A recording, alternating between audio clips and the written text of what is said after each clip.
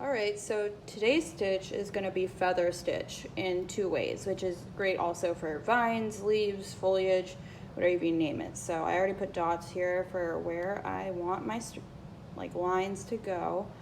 And so I'm going to show you this now. So I'm going to pull this down here because I want it to go straight that way. And what I'm going to do is I'm going to stick my needle through this right here, pull this apart just so I can kind of see where the original line is. And what I want to do is have my needle come up along the vine line like this. And then when I pull my needle through, the important thing is that it goes over this thread. So like so.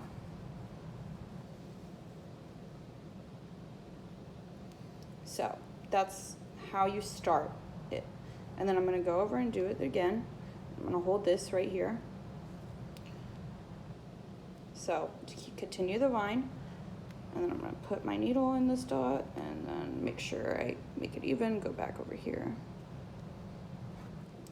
You got to make sure that this strand goes under your needle like that. And drawing the lines just really helps make sure it stays even and actually goes in a straight line, because you know, it can get wonky fast. So stick it again, make sure I'm over here.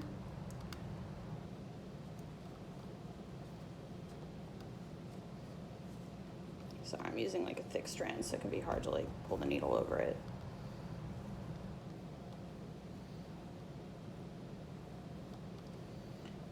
And then we're just gonna do one more.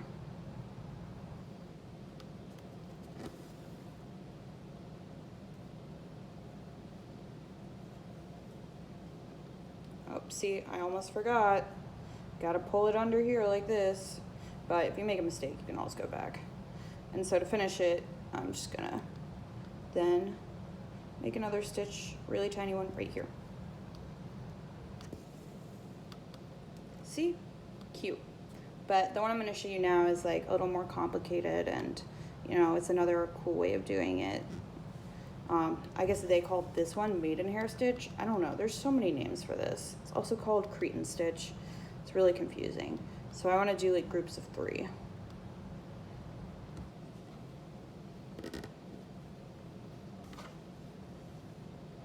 And instead of going to the other side, I'm gonna stay on this side.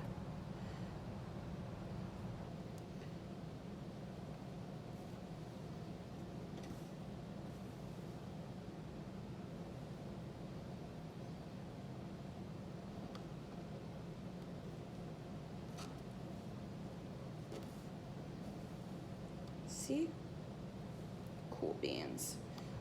Okay. Now I'm going to close this by doing something like so.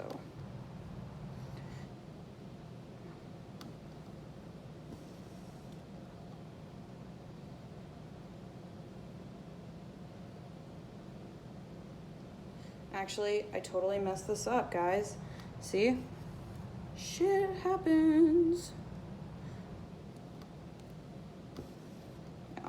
Well, whatever. Moving on.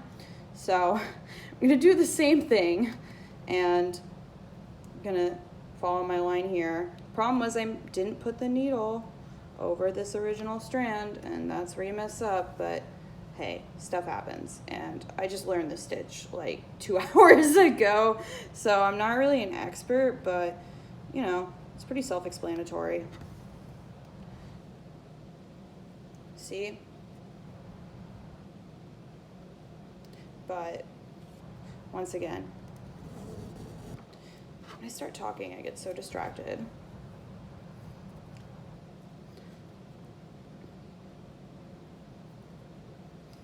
So as you're learning this, I'm basically learning this too. Okay, gotta make sure we come over it like that.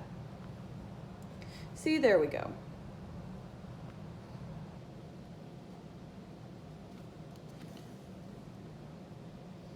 And you can always, you know, combine stitches to get a certain look. And I'm gonna whip a back stitch around this so it can be more streamlined.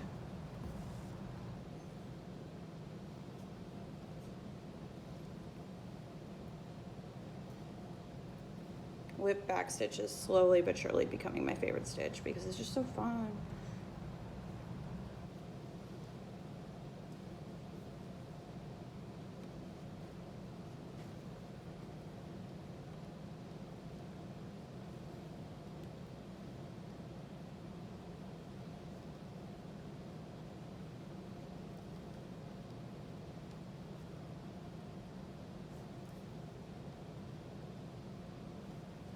See, it's like there never was a mistake at all.